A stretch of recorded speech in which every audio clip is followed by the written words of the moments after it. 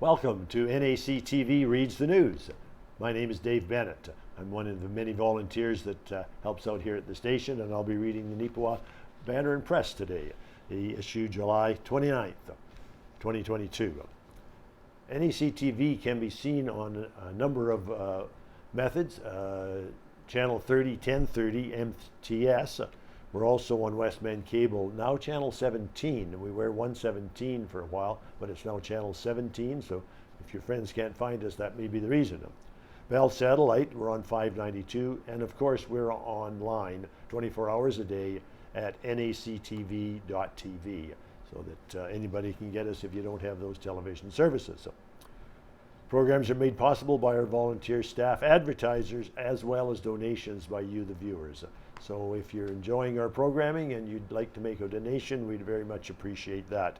You can contact us at 204-476-2639 or nactv at wcgwave.ca, and talk to any of our staff here. Glad to hear from you. What's in the paper today? July 29th. The big headline on the front page says, "What wasn't happening in Neepawa last weekend?" I had to read that a couple of times. It's not trying to tell us what wasn't happening in Neepawa last weekend. It's saying what wasn't happening in Neepawa last weekend. Everything was. And there's pictures on the front page. There's cars, there's a guitarist, some painters, and so on. The captions read, "A wide array of events were on the go in Neepawa on Friday, July 22 and Saturday, July 23. Some of the activities included the Yellowhead Roadrunners drag races." So in the top picture there, a couple of hot rods there with the scoops on the hood. The Riverbend Makers Market above left, the young fellow with his guitar. The Rock and the Riverbend Concerts. That was the man with the guitar. The market, they have some of the artwork that was there at the market. And Welcome Aboard the Raft, which was kind of a new addition, I think, and it was at the Farmery Estate Brewery and at the Arts Forward Cultural Center. And in particular, that picture there is of a couple of girls painting an old piano. Now I understand that was an old piano that was in Arts Forward that wasn't being used anymore, and as most people know, you really can't seem to give away old pianos. So they made an art project out of it. It's sitting outside there at Arts Forward. If you go up, you can see who made it. So if you've got an old piano at home, paint it up, put it outside. Maybe somebody will steal it and you won't have to get rid of it. Okay, what do we got? Oh, the town council meeting, July meeting. I think they only meet once in the summer months. Owen Devereaux has reported from the meeting the following. The council meeting for July for the town of Neepawa was held on Tuesday, July 19. Individual councillor reports were as follows. Councillor Murray Parrott provided an update from the Beautiful Plains Community Medical Clinic. He noted that they are currently searching for new members to join the clinic committee. People from either the local rural municipalities or the town are eligible to submit their name for consideration. Interested parties are asked to contact Chair Ernie Susky for more details. Perhaps some of the present members are retiring, and I'm sure that some have been there a long time, including Ernie. Councillor Darrell Gerard provided information related to the number 9 PM routine program. Page 6, it says here, there's more details. We'll get to that shortly. Denise Gay, the manager of operations, reported he notified council of the arrival of the concrete barriers for the new Park Lake Bridge. 3 of the 6 required barriers had arrived by Tuesday, July 19, with the 3 remaining barriers being delivered Wednesday, July the 20th. There was recently a pre-tender location visit arranged by the town administration for the Park Lake reconstruction. We're all very interested in this. In total, around 16 contractors showed up for a tour of the location and a Q&A session.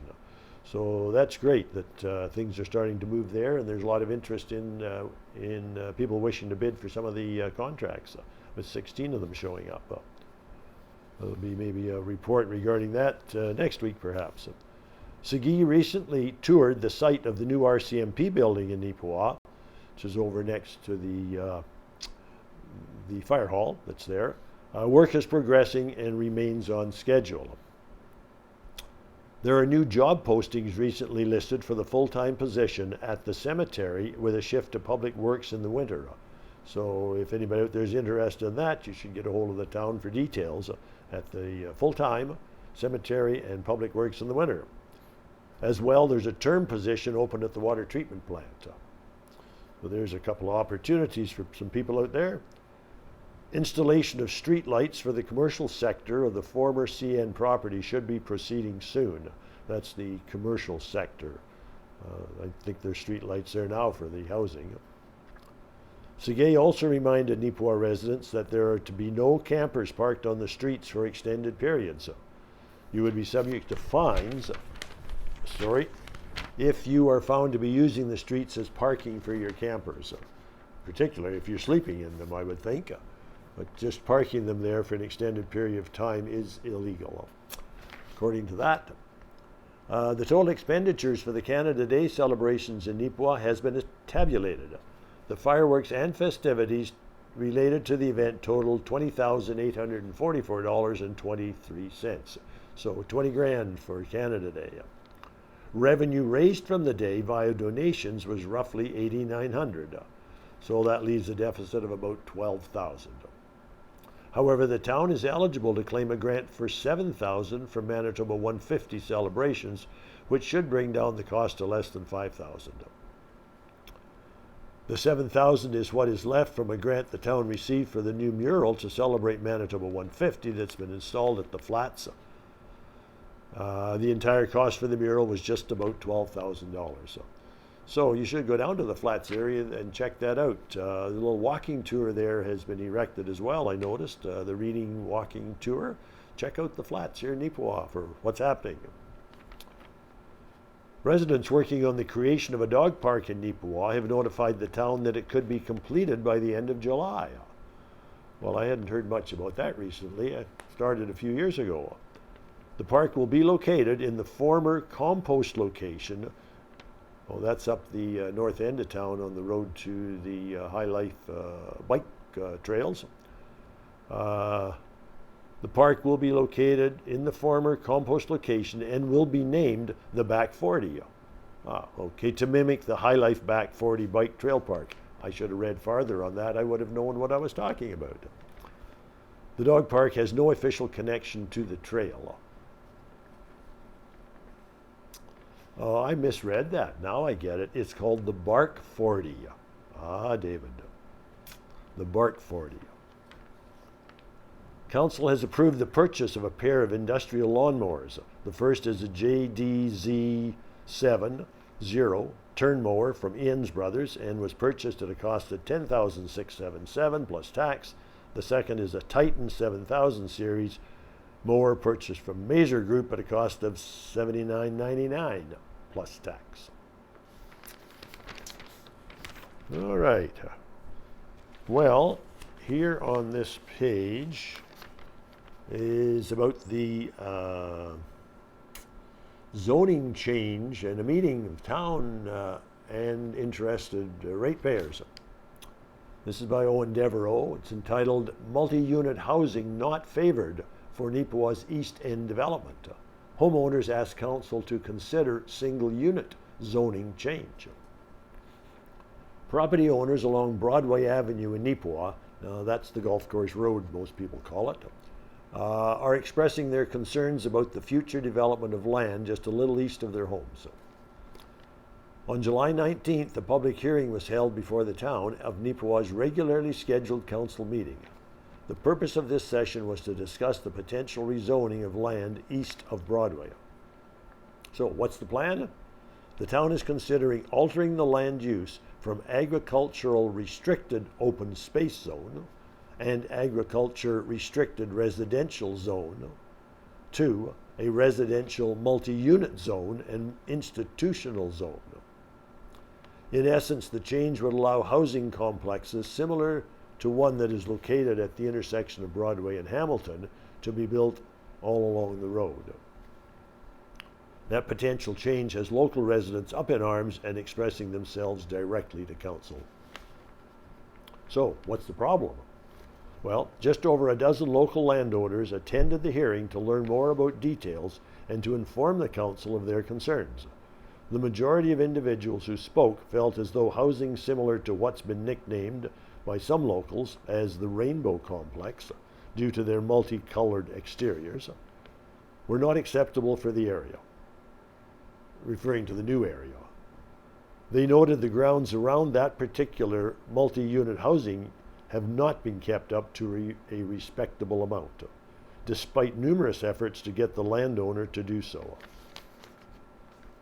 Several attendees stressed that they understood the need for more housing in Neepawa, but that if the area had to be rezoned, it should instead be zoned for single-family units, that is, non-attached family houses.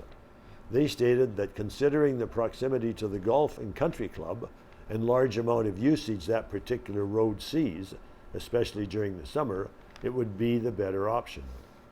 One speaker said, quote, "Putting a bunch of families in multi-unit dwellings in that space could create lots of problems, and it would take away from the lovely area that it is, and could still remain to be while meeting the needs of Neepawa."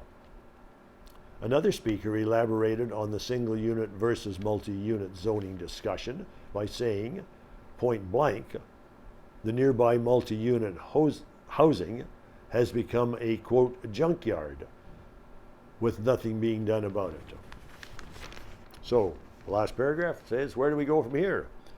Well, first reading has already been given to the proposed land use change. There is currently no timeline set for a second or third reading. Publicly, there has been no developer, either locally or outside the community, acknowledged or recognized that is currently wishing to build housing on the land in the near future. So is this just thinking ahead by the council? Anyway, some citizens, particularly those that live close by, are concerned. Well, before I jump off this page, there's a big colored advert, Kinsman Court 2 grand opening. This is the new Kinsman Court on Davidson Street, just across the street from around the corner from our TV station. Their grand opening is Saturday, August the 6th, 2022, 1:30 to 4 p.m. Refreshments, appetizers, and guided tours. So if you haven't been in the building, had a chance to see what it looks like, there's your chance. Saturday, August the 6th. And I'm sure there'll be staff on call there available to answer questions, or you can phone the administrator at 431-351-0611. Here's the more pictures from the weekend. Neepawa and Activity Hotspot, it says. This is page 3 of the Neepawa Banner and Press. Pictures of painters out at the drag races. No, there's a picture of a couple of street rods, I guess. There's one with its front wheels off the ground. Dualies on the back, so it was having a big takeoff, I guess. Anyway, the captions read, "There was plenty to see and do in Neepawa this past weekend on Friday, July 22, 23. Pictured top left, acrylic artist Gwen Barilla was busy at Arts Forward painting a brand new portrait as part of the Welcome Aboard the Raft event. Top right and above right, the Yellowhead Roadrunners drag races were a spectacle to behold for those both young and old. Above left, curious individuals made their way down to Riverbend Park for the second annual Riverbend Makers Market, which coincided with the inaugural Rockin' the Riverbend event this year. And the left picture is a wide variety of vibrant lilies awaited everyone who visited the Lily Nook to enjoy the Lily Days celebrations. And our volunteers were out that weekend collecting video and talking to people, and those programs will be upcoming shortly on NACTV. Check your program guides or just tune us in to see what's on. Lots of video from the weekend. Well, a couple of adverts from local non-profits. The Roxy Theater, they've got Lightyear on. While spending years attempting to return home, marooned Space Ranger Buzz Lightyear encounters an army of ruthless robots commanded by Zurg, who are attempting to steal his fuel source. It's rated general for the kids. Well, the Roxy Theater, they're open, I think that's on August 3-4, so that's Wednesday, Thursday, I'm pretty sure.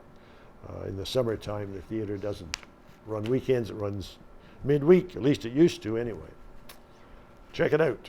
NACTV, our little advert, always in the bottom right-hand corner of page 3, mentions our highlights for the week. And coming up August the 1st, 3rd, and 7th next week is the program we did on the Cenotapht's 100th anniversary and honoring Lieutenant General retired Ray Crabb. I videoed both of those events, and I'd encourage you to tune in. August the 1st at 2, August the 3rd at 12:30, and August the 7th at 8 p.m. to see that. Also, oh, here we are, the public hearing about the land off the golf course road. We just read that article, and we videoed that, and it's on next week, August 2 at 7:30, August 4 at 1, and August 7 at 4:30. You can check us out online at nactv.tv. Our schedule is there completely. Bingo coming up Wednesdays, $12 a pack. Packages available at our offices here, Harris Pharmacy, Neepawa Legion, Tim Tom Store, and Vigo's Kitchenette. Or we can mail the cards directly to your home. Contact us, and we will take care of that. Play bingo, help the station. One of our best fundraisers is the bingo that we run, and we appreciate all the players. Page 4. Oh, Tundra is always on page 4. I like Tundra. This Chad Carpenter's got quite a twisted sense of humor, I think I could say. A couple of bears here, and as they appear in the strip quite often, this one bear has got hold of a poor fella that he's dragging home. He's got something on the top of his head. Let's see. The balloon says some people call it a man bun. I prefer to call it a head handle. Oh, I see. He's got a hold of a fella that's got a man bun with his hair up top. It's a good handle for the bear to drag him home. Okay. What's Ken up to? Oh, Ken says by the time you read this column, Christine and I plan to be home. Yes, they've been away. Not sure if they're home today or tomorrow, but it's very soon. 5,000 kilometer road trip. It's a trip that would not even be possible with an electric car, he says. Federal governments in both Canada and the United States have their energy policies entirely wrong, but the warnings spelled out in this 2019 column have gone largely unheeded. So this is a column from 2019 that Ken wrote.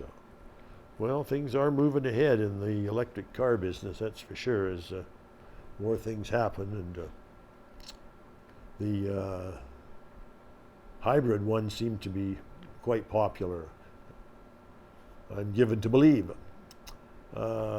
Ken said, given how much sense it makes to develop Canadian oil resources, one has to wonder why it's taking or has taken so long to get the job done. Canada exports a lot of oil, but it imports a lot of oil as well. Why? It doesn't make any sense, says Ken. Now, before we get too far along here, let it be said that electric heat and electric cars and trucks may well be the way everything will go someday. The key word is someday. We aren't there yet. And remember, this article is 3 years old. We aren't there yet, especially in rural and remote areas. Electric heat is well accepted, but gas heat is still more efficient and economical in most cases. Personal note, our house has a 110-year-old steam radiator heating system fired by a gas boiler, and I wouldn't trade it for anything. It's clean, efficient, and a great source of heat. It's quick, and because it's radiant, it warms the whole house and everything in it, including us. For vehicles, electric may be the way of the future, but it just isn't feasible. Electric cars just won't get us from western Manitoba to Winnipeg and back reliably without stopping for a recharge. It's just not efficient or convenient. We're told that electric trucks will also be the way of the future, but again, it's just not there yet. So that brings us back to oil resources. We will need oil for a long time to come, and so will the rest of the world. That begs the question as to why we don't develop more of our own oil and cut back on imports. I suspect there are some shady reasons, Ken surmises. There are interests out there that would not profit from more Canadian, more Western Canadian oil. The Irving Oil companies are heavily invested in refineries, but I believe they are heavily invested in shipping oil from overseas countries as well. If Western oil was pipelined to the Maritimes, it could be that Irving Company's shipping investment would suffer. I also believe that many U.S. companies don't want Canadian oil coming into the States, as it would undercut their markets. Internally, we have problems getting pipelines approved on an environmental basis. Instead, we risk transporting oil by train, which is way more risky. We bow down to every environmental group and to some First Nations communities to the extreme. Some First Nations communities want refineries and pipelines because it means economic growth. The latter are the smart ones. Those objecting communities, not so much, in Ken's opinion. Pipelines, hydrolines, refineries, and many other engines of economic development do not harm the environment. What does harm the environment is stagnated communities, ones without development and without hope, communities that can't support themselves or their infrastructure. Governments need to grow a spine and set a sensible economic course. And of course, his disclaimer that the views expressed here are the writer's personal views and are not to be taken as view of the Banner and Press staff. And the article was from 2019. Ken left it while he was away on his road trip. I'm sure we'll hear about the road trip in future issues of the Press in his column. What has Rita got to say today? Home buddies, here's to the yellow and blue. Oh, I'm sure I know what that's about. The color combination of yellow and blue has always appealed to me. It has become much more significant over the last few months, and gentle reminders that brought the war against Ukraine to mind. Yes, the yellow and blue colors of Ukraine. Some time ago, I was scrolling through holiday pictures. I returned to France, to the kitchen at Monty's garden in Giverny, acknowledging Monet as an artist I truly appreciate. I was not surprised to feel the depth of the hues chosen to decorate the space. I was impressed, and resting my gaze on the photo, I saw the blue and yellow of the flag of Ukraine. A few days later, as I walked the trail, I noted the hedgerow of caraganas and lilacs, blue and yellow. Here my thoughts went deeper. These two trees, are so common on the prairie. Long after a yard has been abandoned, the site can be identified by the presence of either or both of these specimens. It's caragana and lilac. Interestingly, the caragana originated in Russia, also found in Siberia and northern China. The plant is almost indestructible. It can withstand extreme heat and cold, can endure crowding, grazing, and neglect, requires no care. Introduced to the Canadian prairies by settlers, and my ancestors came from the Ukraine/Russia steppes in the early 1880s. It was a fixture by the 1920s. The growth was used as shelter from the wind, a catcher of snow, property divider, and a habitat for wildlife. The plant is a pioneer and a survivor. The lilac also came from Eastern Europe, and at about the same time. It was imported for beauty, soil stability, and rapid and fearless reproduction. The word itself comes from the root word for blue, although there are now many hues to the domesticated lilac. As I viewed the hedgerow, the blue and yellow blossoms called to my deep. I paused and thought again of the land of Ukraine, prayed that the country and its people be like the caragana, indestructible, resilient, and enduring. Good thoughts, Rita. Yes.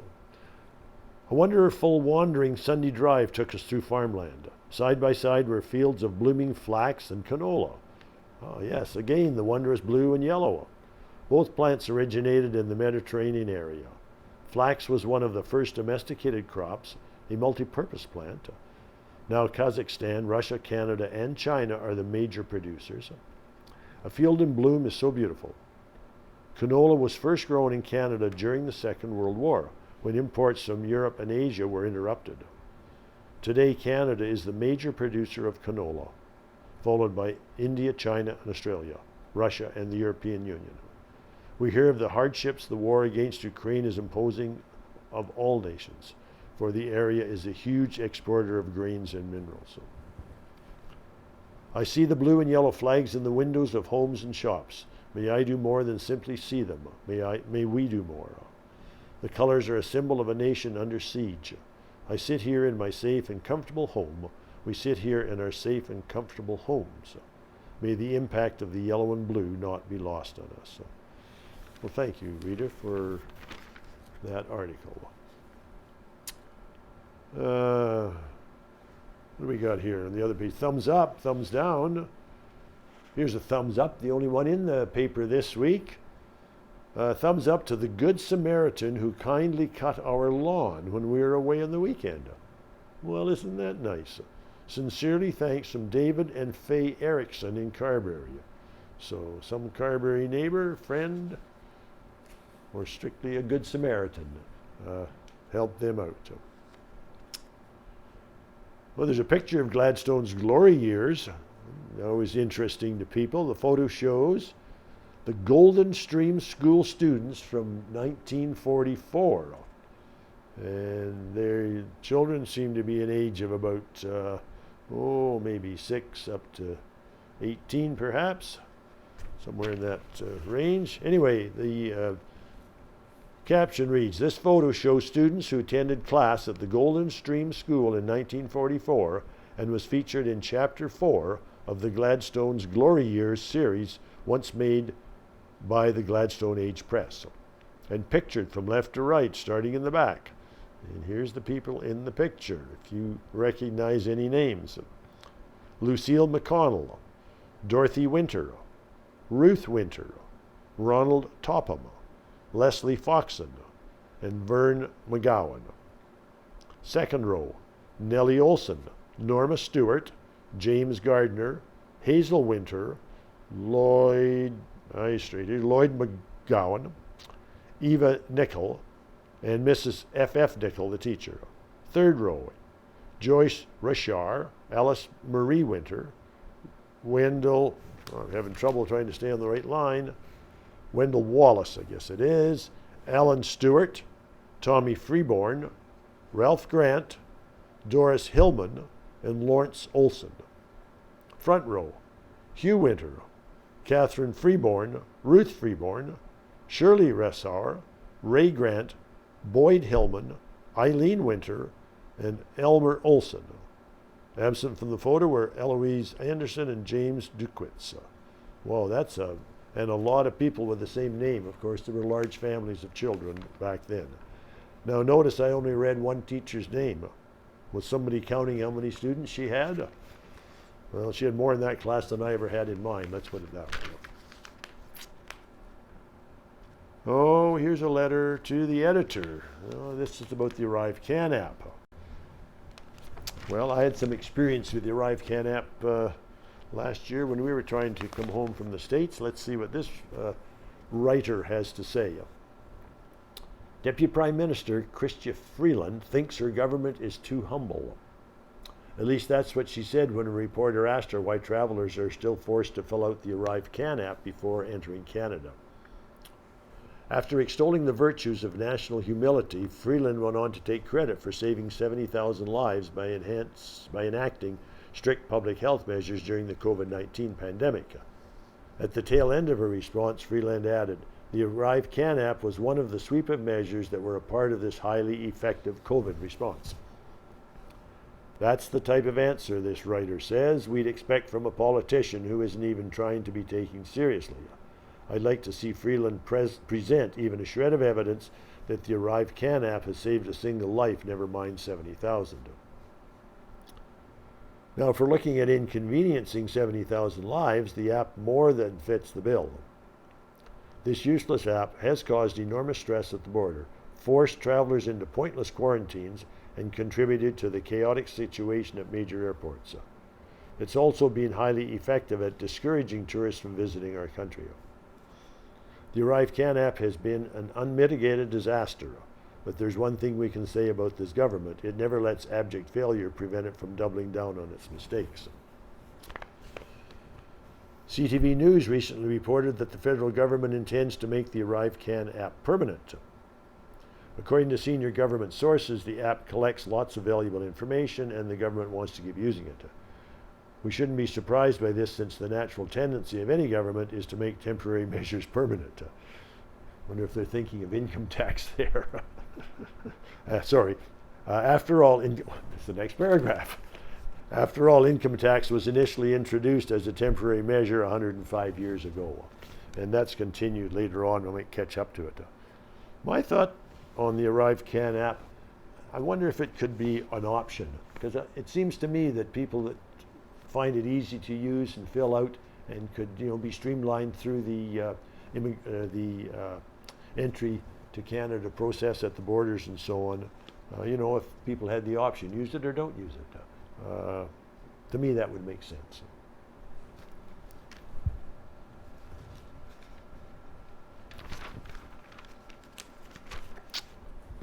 Okay, I'm up to page 6. What do we got here? Oh, this number 9 p.m. routine launches in Neepawa. Oh, I see. It's actually, I think, talking about 9 p.m. at night. Number 9 p.m. routine. The town of Neepawa wants you to get into a brand new routine to better protect yourself against potential theft. In partnership with the RCMP, the town has recently started highlighting an international social media campaign known as the number 9 p.m. routine. Or hashtag, I guess that is. Hashtag 9 p.m. routine. The 9 p.m. routine was started in Florida in 2017. That's 5 years ago. It was created to educate community members about best safety practices and help police to achieve the goal to reducing preventable crimes. The project typically includes tips posted to social media platforms nightly, such as removing valuables from your car, locking your doors, and turning on outside lights. Things we all should be doing regularly. Since its origination, the 9 p.m. routine has been adopted by law enforcement agencies all over North America as a means to raise awareness and provide simple prevention tips. Neepawa Councillor Daryl Gerard noted that the town does hope people will participate in the initiative. Quote, "It is hoped that Neepawa residents will share the information with friends and neighbors to ensure that everyone is following the same routine. It's our hope that this will soon become habit to do 9 p.m. checks," stated Gerard. The 9 p.m. routine reminders are being posted on the town's Facebook page, which is fine for those of you that have smartphones and those that subscribe to Facebook. But there are a lot of people who don't, and some of them are our viewers.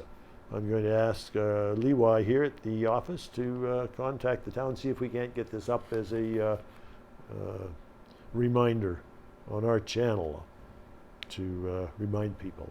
Anyway, just a thought of mine. The town helps us out a lot. We can do our part and help back, perhaps. New picture-perfect display at the Beautiful Plains Museum. Article is by Charlotte Regalario. I believe she's a summer student at the museum. Anyway, she's writing the article on behalf of the museum. As the summer weather is finally coming upon us, we are welcoming guests to see our new camera display in the museum.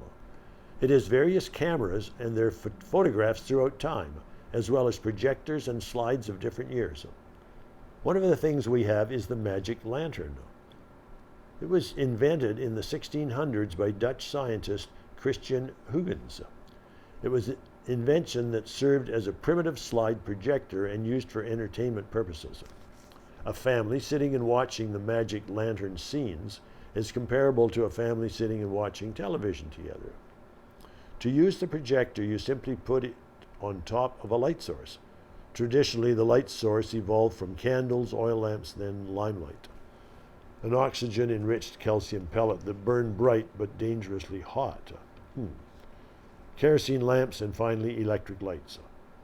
The painted glass slides were placed into the slot upside down. The light would shine through the slide, be flipped, the image is flipped, focused by the lens, and wind up projecting an image onto the wall. Early slide projector, yes. The early slides were all hand-painted by individual artists, but over time, companies come up with ways to speed up the process. Magic lanterns were often used in churches, schools, fraternal societies, and homes for entertainment and education. A remarkable invention came about in 1888. Now that's 200 years later, I guess, when George Eastman made the first Kodak camera that sold for $25. Well, that's expensive in 1888. It had a flexible 100 exposure film that did away with the need for weighty glass plates. When the last picture was taken, the entire camera was sent back to Kodak to be developed. The high cost of the camera and film brought photography within the reach of the wealthy. Later down the road, Eastman Kodak introduced the Brownie in 1900, a tiny cardboard box camera with a meniscus lens, whose film could be taken out of the camera after shooting and developed at home or sent away to be developed. The Brownie was affordable at the price of $1. The film and processing cost $2, allowing the common person affordability. Photography had suddenly become not only portable but affordable as well. And the Brownie was easy to use. The Brownie helped to put photography into the hands of amateurs and allowed the middle class to take their own snapshots as well. We're encouraging grandparents and their grandchildren to come to the museum as we are extending our Grandparents' Week for August. Set upon 2 weeks starting August 9 to August 20th. We will be having another raffle for exciting prizes as well as fun activities for the grandparents and grandchildren. So be sure to check out the museum. This month's Grandparents' Week winners are Carolyn Kalinsky and Robert Summers, and they are welcome to visit the museum to claim the prizes. If you are a grandparent, a photography lover, or history enthusiast, be sure to visit us this summer. There's so many fascinating things in the museum that I can assure that anyone of all ages and background would leave the museum with a wonderful experience. Admissions to the museum are by donation. For large group tour inquiries, contact the museum 476-3896. Hope to see everyone soon. Well, thank you, Charlotte. What a wonderful article. And that looks like a great display. You described a magic lantern really well. Excuse me, I'm going to have to wet my whistle here for a second.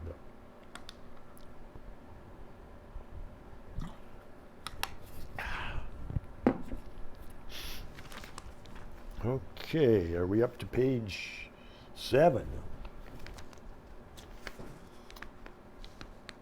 Manitobans urged to protect vehicles from catalytic converter theft.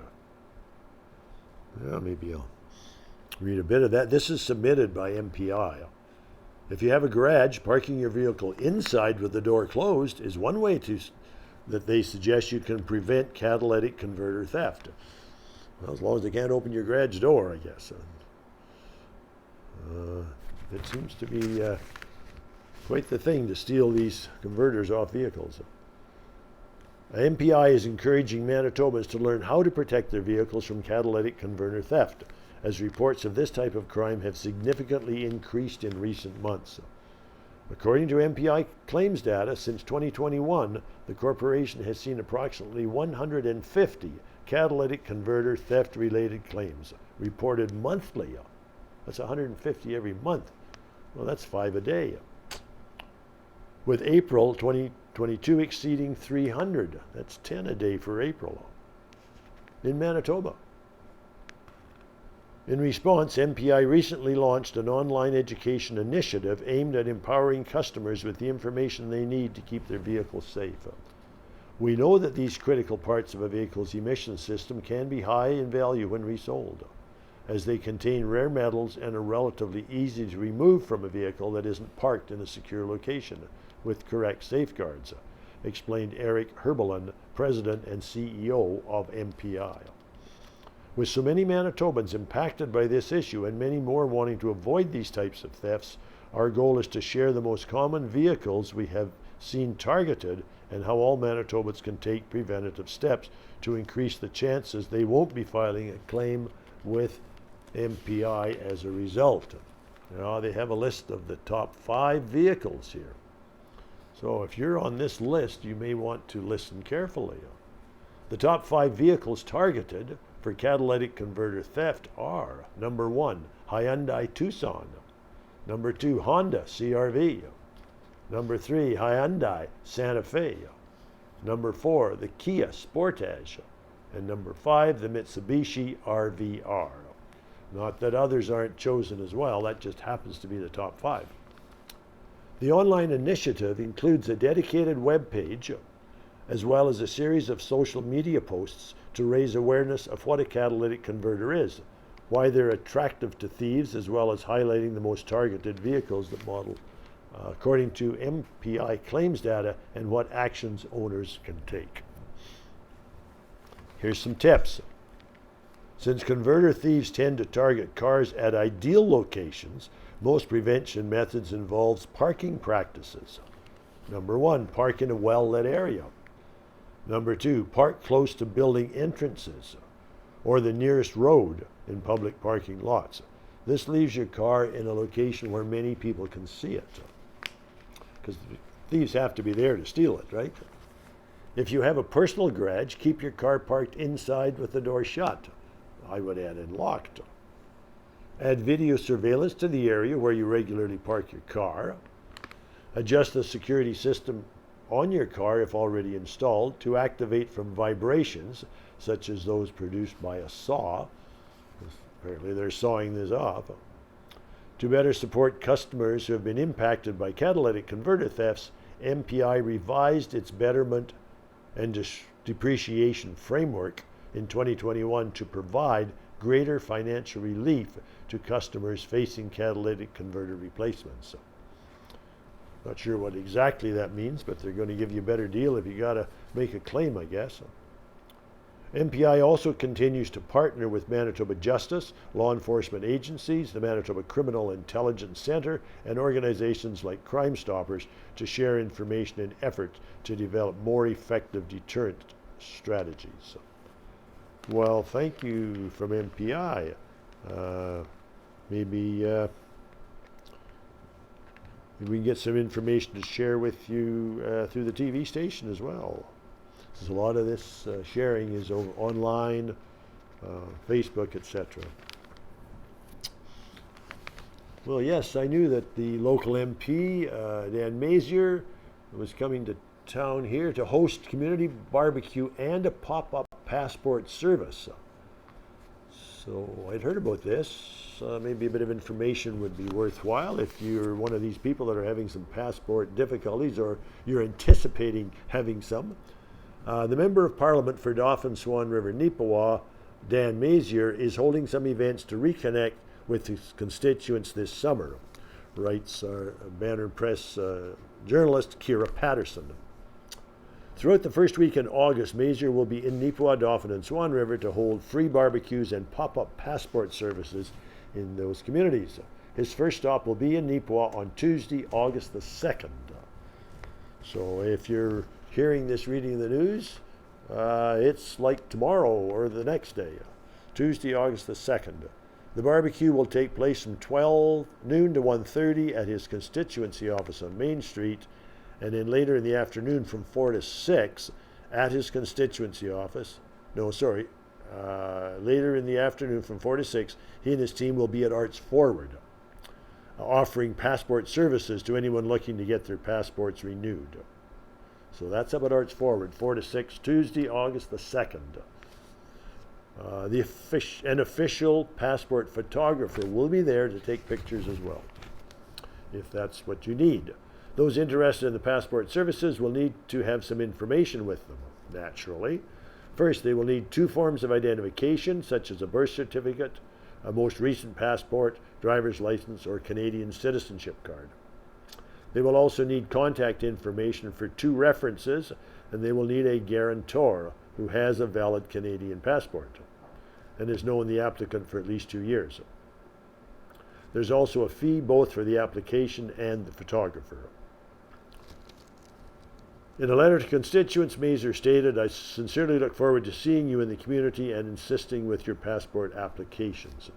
Now, this doesn't mention renewals, so I'm not sure what's happening there.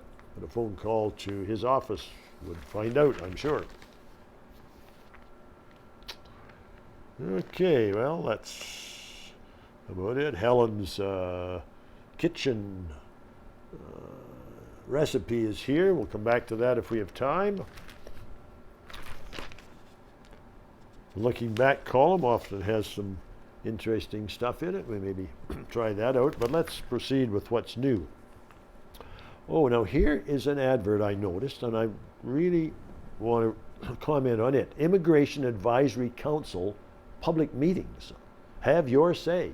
Share your views on Manitoba's settlement programs and services, and how Manitoba can attract and recruit more immigrants and business investors to the province. Well, we have a great settlement services office here in Neepawa, and does a lot of work in a very large area around here. So I was hoping that one of these public meetings might be in Neepawa, but it's not. They're in Winkler on August the 4th, Altona August the 4th, and Steinbach on August the 4th. Winnipeg August 10 and 11, and Arborg on August the 18th. Maybe they'll be in Neepawa later, perhaps. Anyway, Don Wamsley spoke to the Rotary Club yesterday and told us all about the settlement services and programs. Very interesting, Don. Thank you very much. Maybe you'll know if a meeting's coming here. We'll find out about that, maybe. Okay, here's Uncle Tom's Burgers.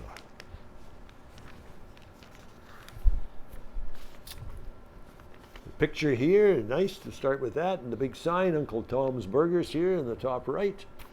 Pictured from left to right, Sandra Delalloy, Megan Sheridan, Hayden Delalloy, seated, Alex Delalloy, Jody and Reg Delalloy, and Bob Delalloy, or as he's still known to many in the region, Uncle Tom. Owen Devereaux must have gone out for Tom's Burgers, Uncle Tom's Burger. He's got a picture of, maybe that was his supper last night, or one night he was out there. Perhaps for the first time, says Owen, perhaps for the first time since the days of the old Agassiz Drive-In, that was here in Neepawa, Neepawa burger fans have a new non-franchised food option to titillate their taste buds. Uncle Tom's Burgers opened back in early June in the parking lot of the 3D Car Wash, that's 141 Main Street out west of town. In a very short period of time, this burger joint's classic-style drive-in menu has turned it into a very popular local stop. In addition to the burgers, Uncle Tom's offers favorites such as home-cut fries, regular style and chili fries, poutine, onion rings, chicken wraps, ice cream, and more. Uncle Tom's in Neepawa is owned and operated by the Delalloys, a family well-known and equally well-regarded within the community. They had prior food service experience, having previously owned Uncle Tom's Restaurant in Minnedosa from 1997 to 2014. Reg Delalloy said that while that experience has been helpful to a degree, operating a food truck-style business like this has many unique challenges unto itself. Quote, "This is new. We've never done a food trailer before. The size of the prep area isn't the same," stated Delalloy. "When you're in a little 4-foot area compared to about 10 to 12 feet area, you have to be a little more creative and plan accordingly. You adapt," says Reg. "After the first weekend, it didn't take us long to figure out ways to try and make things quicker." Reg noted to the Banner and Press that the idea was always to get back into restaurants in some form or another. Then when they bought the property on Neepawa's West End around 2015 or 16, they originally were thinking of putting up a diner. But then we decided we'll go with the car wash first. And then for the last few years, just putting together the plan for a food trailer to go with it. And this year we decided the kids were old enough to work, help out, we just went from there. And it truly is a family-run business, with Reg and wife Jody, their children Hayden and Alex, and of course Sandra and Bob Delalloy. Or Uncle Tom, as most would refer to him, keeping everyone in line. Uncle Tom's also consists of employees Megan Sheridan, Ryland Bray, Evelyn Foster, Hannah Funk, and Ashley Asham. Currently, Uncle Tom's is open 7 days a week, and the hope is that weather will hold out long enough for it to remain open well into October. Red says it all depends on the combination of the weather and just how busy they remain heading into the fall. He said that if the early response is an indicator, they could be around for a while. Quote, the response has been pretty good. We've had lots of customers that as soon as they heard we were back in it, they started to arrive. People from Rapid City, Rivers, Minnedosa, everywhere, and people seem to be happy that we're back, said Reg. They're enjoying the food, and that's what it's all about.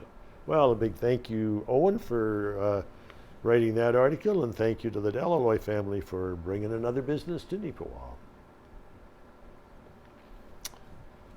And there's an advert here in the bottom right corner. Have your say again, Manitoba.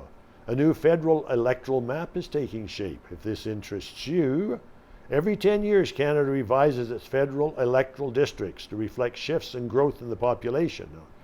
Well, there's certainly growth in Neepawa, isn't there? It's a nonpartisan, open process to help ensure fair representation, and we are looking for your input. Submit written feedback or attend public hearings with Manitoba's Federal Electoral Boundaries Commission. Visit our website to see the proposed federal electoral districts. Learn more about the process to get involved. You can check it out at redistribution2022.ca or call 1-855-747-7226. Google redistribution federal electoral districts would get you more information. Or phone back to the banner. They'll give you the phone number.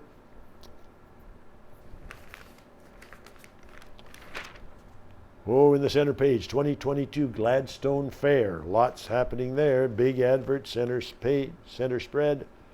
The Happy Rock Restaurant Challenge, July 29 to August the 5th. I think they've done this before. Each restaurant is serving up their feature burger sandwich. Go hungry and enjoy. Then you vote on your favorite to crown a winner. Friday, August the 5th, they have a 4-H pancake breakfast, farmer's market, kids foam party, an outdoor movie, and 3D barrel racing. Saturday, August the 6th, Gladstone Arena pancake breakfast, kids parade, fair parade, cookies for Kendall, cookies and lemonade stand, Coke dive, that's interesting, Coke dive, bouncy castles, water balloons, Gladstone Ag Society pork loin supper, Gladstone Chamber street dance, slow pitch and basketball tournaments. August the 7th, fireman's breakfast. Wonder what they're serving. It's on the Sunday morning. Happy Rock Horseshoes, 4-H achievement, and pandemic projects showcase. That's an interesting item. Information and entries. Fair parade, call Tara Fulton, 870-9524. Barrel racing, call Heather Davey, 857-2299. Slow pitch or basketball, call Jalen Funk, 385-2332. If you missed those phone numbers, phone the banner. They'll tell you what they wear. Lots to check out in Gladstone, August 5 to 7, 2022. Oh, and here's some pictures from the Plymouth Parade on page 12. Lots of pictures. I'll read the caption here first. Despite the chance of rain on Saturday, July 23, the weather remained quite favorable in Plymouth for the return of the annual Lions Club Parade. Well, congratulations to the Lions Club for running that. Above, Stride Credit Union had their golf cart and mini trailer decked out with balloon streamers and some model houses. Plenty of candy was passed out to the parade viewers. Top right, this tractor here, this old tractor was an Alice Chalmers, brought some unique old-fashioned flavor to the Plymouth Parade. The right, a color party from the Legion, followed by a Jeep with more members on board. We're at the head of the parade. And below, once the parade concluded, everyone gathered at the skating rink for breakfast and to support a family from the community. Kitchen staff were hard at work whipping up and serving pancakes to all in attendance. Bottom, after receiving their plate of pancakes, attendees proceeded into the arena to pick up the rest of their meal. delicious breakfast sausages and a variety of drinks were available. And there's a Lions Club volunteer with the vest and the lion symbol. So again, thank you and congratulations to the Lions Club of Plymouth for that. Going further, the Dream Ride held at Clear Lake. There's a few pictures here of some things happening. About 10 participants there in this picture. The 2022 Dream Ride was held on Saturday, July 23rd at Clear Lake. The left picture from left to right, Mason Broadfoot, Denise Segay, Sherry Francis, Tara McCarty, Jason Lowen, Kyle Ford, Terry Lamb, Tammy Dudenhofer, Sherry Hollier, Brittany Gillis, and Mike Stanley. And it's near Deep Bay. Well, there's Deep Bay in the background. I can recognize the picture. Clear Lake. The right picture here, Neepawa Titans head coach and general manager Ken Pearson participated in the ride as well. He's got the big tires on his bike there. Additional information on the day will appear in a future edition of the Banner and Press, so make sure you pick up next week's Banner and Press or listen to us reading it in a week's time. Hey, and thank you to all those people who took part in that Dream Ride and to the organizers of it. It doesn't say here, but I'm sure next week it'll tell us about the organization of it. And, oh, I saw this coming into town the other day. There was a large crowd on the lawn on the corner of that'd be Main and Mountain. The St. James Anglican Church was, or still there, but not that name anymore. It was sold to the Church of Christ, and they held an event. Let's see, oh, well, I bet the camera didn't get them all in because they go right to the edges here. There's got to be 100 people there maybe. A celebratory event connected to the Church of Christ was held in Neepawa on Tuesday, July 26th. The festivities were related to the anniversary of the church, which celebrated 100 years on Wednesday, July 27th. Okay. I'm believing that refers to the Church of Christ, not the building that's there. A walking parade and a party was held in Neepawa on July 26th, as to coincide with the event occurring at the same time in the Philippines. Okay, so our large Filipino community bringing their culture and faith over here. Here's a note. It was July 27th in the Philippines, but with the difference in time zone, it apparently was at the same time. Expanded information and pictures will appear in the August 5th edition of the Banner and Press. Well, that's good. And I think we got a bit of footage of that from our videographers here at the station. I hope we did. Oh, a little bit of sports here. We've got about 20 minutes left. Gladwin Scott writes, as he always does, the Carberry North Cypress Langford page here. And he's got Carberry Portage semifinals tied. Gladwin says, in the Santa Clara Baseball League best of 3 semifinals, host Portage Padres trounced the Carberry Royals. Wow, 16-1. Well, I know in the first game, the Plymouth Pirates trounced the Neepawa Cubs there a week or so ago. And they were playing last night. Don't know who won. Anyway, I digress. I'm sorry. Portage trounced the Royals 16-1. Monday, July 18th, that was in the opener. Joey Moffat went the full 7 innings, scattering 6 hits, striking out 4, and giving up 4 free tickets for the winners. Dalen Laramie had a pair of hits, including a homer, while Lane Taylor and Tyler Butler each scored 3 times. Kevin McNeil singled and doubled for the Royals. In the second game, host Carberry tallied 3 times with 1 out in the bottom of the 7th to record an 8-7 win. Oh, wow, come from behind win in the bottom of the 7th. To tie it up, Dalen Creasy allowed 6 hits, walked 6, and whiffed 1 in a complete game for the Royals. Dustin Fisher slugged a 3-run homer over the right field fence, singled, walked twice, and was hit by a pitch to force home the winning run. Oh, dear. So they won by the hit batsman. Creasy singled to score 2 runs in the 5th. Brody Moffat clouded a 2-run dinger over the center field fence for the Padres, who received 5 safeties, including two doubles from Joey Moffat and Landon Thompson. Portage led the game from start until Carberry loaded the bases and overcame a 7-5 deficit in the 7th. Portage will host the 3rd game on Tuesday, July 26th, so that's actually happened.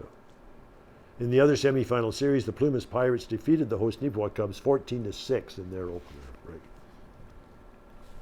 Now here's a picture of the Plymouth Pirates who went to, this is an 18 and under AA crown. Back row from left, head coach Keith Contz.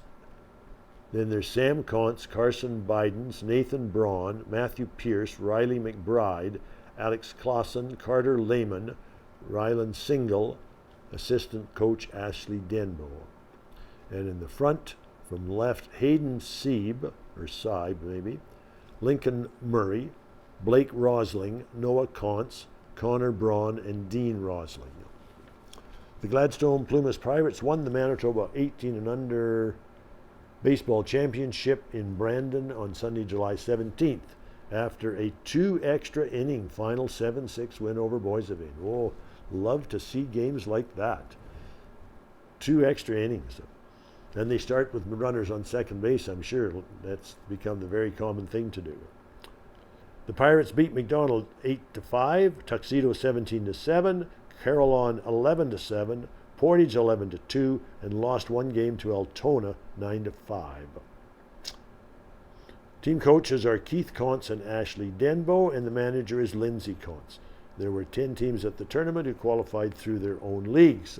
So congratulations to the 18U AA Crown winners, Plymouth Pirates. Okay, where do we go from here? Classifieds, just for your information, I won't read them all. In the obituaries this week, Thomas George Bales passed away on the 13th of July, 2022 at the Portage District General Hospital after living with pancreatic cancer for a short while. And there's a lengthy obituary there. Helen Friesen, nee McDonald, passed away peacefully on July 22nd, 2022 at Portage Hospital. And Vincent Darrell Masters, June 13, 64 to July 11, 2022. It is with profound sadness we announce the passing of Vincent Darrell Masters on July 11th, 2022 at the age of 58. So condolences to those families, and I'm sure you can find obits online or get somebody to pick you up a banner and read them to you. Congratulations here to Jody Behrens for graduating the Human Resources Management course with distinction from the Assiniboine Community College. We are proud of you. Love, Mom and Dad, Peter and Heather Behrens. Well, I know Peter and Heather. I taught them many years ago, so congratulations to Jody. Also from Grandma Joan Kitson, who I also know, of course. Okay, nice to see things like that in the paper. Oh, here's the rest of the Arrive Can app. There's more that the writer writes about. Some adverts, career opportunities at the local co-op, full-time flooring covering clerk, seasonal agro drivers, seasonal driver sales rep for the bulk petroleum. Municipality of McCreary is looking for a CAO, general responsibilities of CAO is listed here. If you're interested and qualify, phone them up. Beautiful Plains School Division is looking for a term position for a head custodian. A head custodian at HMK, but it's term, it's a 2-month term with possible extension. So check that out, phone up the school division office. Starting salary, $25.52 an hour. Okay, lots of that there. Zerka Ukrainian Dance Ensemble. This weekend is the National Ukrainian Festival up at Dauphin. And Zerka Dance Ensemble is looking for a new director, I guess, for the 2022-23 season going forward. A new director and instructors. So if you are interested in that or know somebody that might qualify, get them contact up at Dauphin. You just Google Zerka Ukrainian dance and I'm sure you'll find it.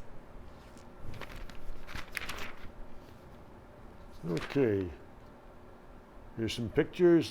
John Drinkwater from the Banner staff and volunteer at the TV station took some pictures up at Clear Lake.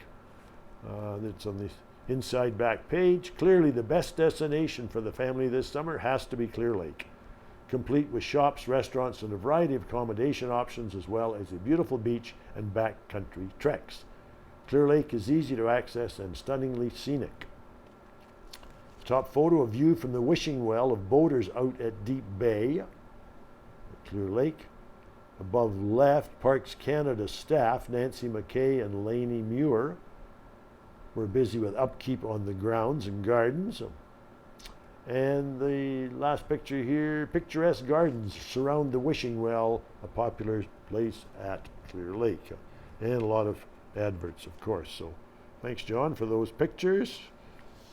And the advertisers. Back page, High Life, committed to our communities.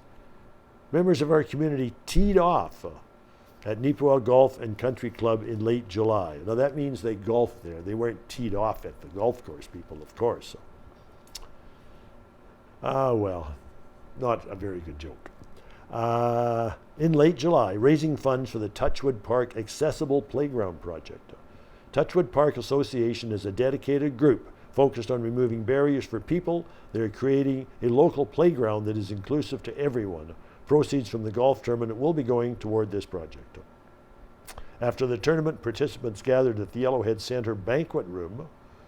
High Life believes in building community and proudly supported this event by providing 144 golfers and more than 170 total guests with a premium pork meal.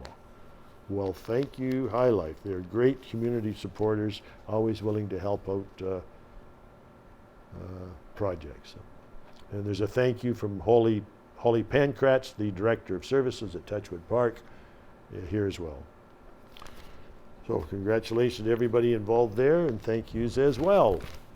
Well, we got a few minutes. I skipped a couple of things, but there's in this week's Banner Press is the Farmer's Advocate with articles and advertising and so on.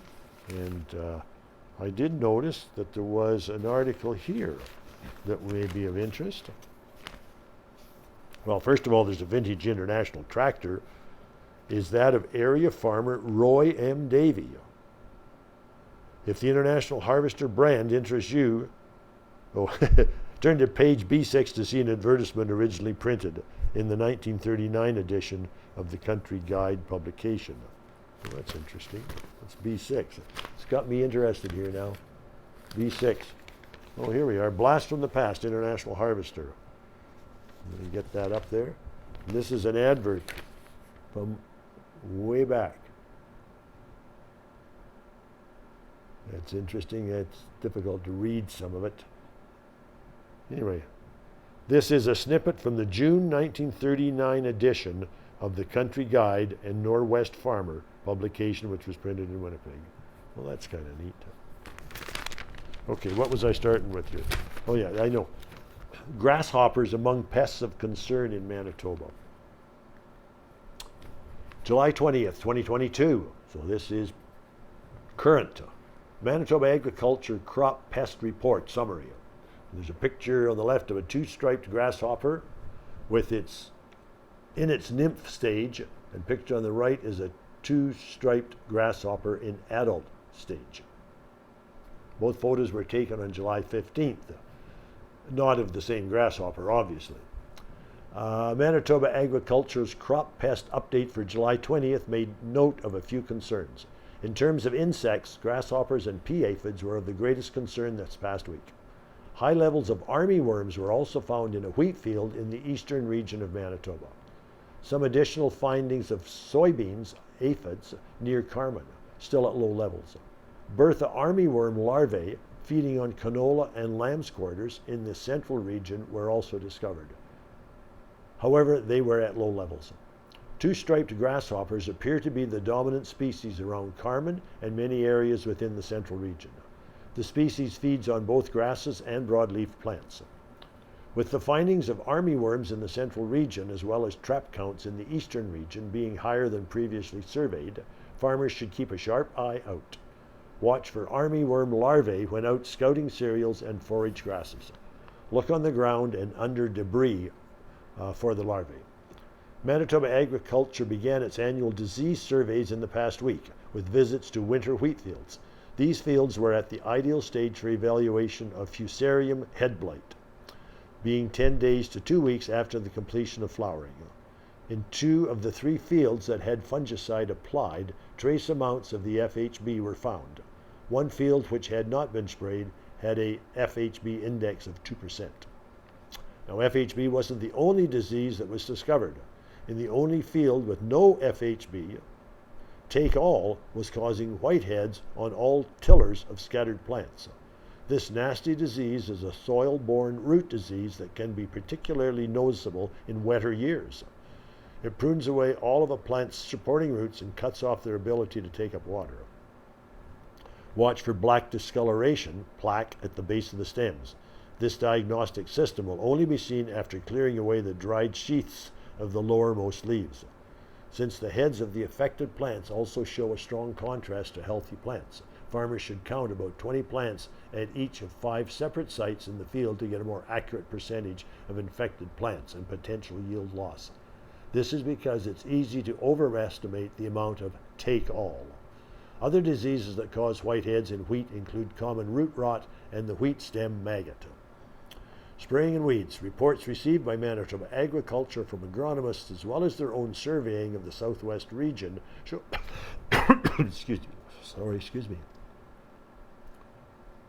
show that fungicide spraying is in full swing. Herbicide applications have wrapped up for the season. Frequent rains have led to new growth, with many weeds heading now. This should make them easier to identify, and provincial weed surveys have begun. All farmers should continue to monitor the weed populations in fields and plan for dealing with escapes or new growth. Manitoba Agriculture also advises that if resistance is suspected, to have it tested to know for sure and to prevent those weeds from seeding. This information was compiled from the weekly reports written by the Manitoba Agriculture entomologist John Gavlosky. So thank you to John for the reports and the people that put that together. The Farmer's Advocate comes out quite regularly in the Neepawa Banner and Press. That's it for this week. My name is Dave Bennet. I hope you've enjoyed the items that I chose to read in the Neepawa Banner and Press today. And please join next week for NACTV Reads the News.